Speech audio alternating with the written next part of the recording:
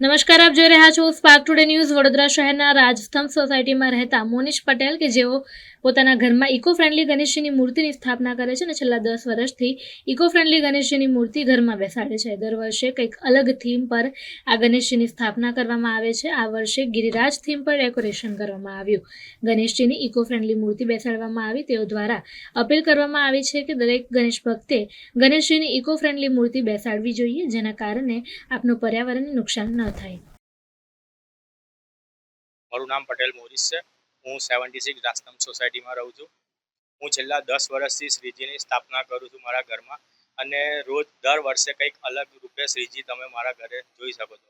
Last વર્ષની મારી theme હતી પેલેસમાં ગણપતિ રાજાશાહી વિરાજમાન હતા, અને આ વર્ષની થીમ તમે જોઈ શકો છો ગિરિરાજની પર્વતમાળામાં ભગવાન કૃષ્ણ સ્વરૂપમાં લાલજી ભગવાન બેઠા છે, બાળ સ્વરૂપમાં ગણેશજી જે ગાયો ચરાવે છે, અને યમુના નદી એવું મેં બનાવ્યું છે.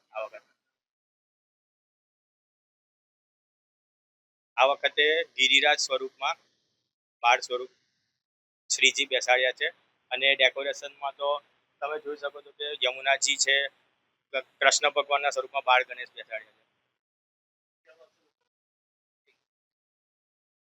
ઇકો ફ્રેન્ડલી ગણપતિ એટલે બેસાડો છે કે ઇકો ફ્રેન્ડલીથી ગણપતિ વિસર્જન વ્યવસ્થિત પહેલાં તો ભગવાન થઈ જાય છે.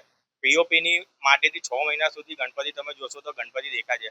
10 દિવસ માટે ગણપતિ આવે છે, અને જે રીતે આપણે એમને 10 દિવસ ઘરમાં રાખીએ જે જ રીતે ગણપતિને બી પછી એમની વિદાય આપવી બહુ સારી છે, કારણ કે પછી ગણપતિ પીઓપીના વિસર્જન નહીં થતું, ખંડિત ભગવાન થઈ જાય.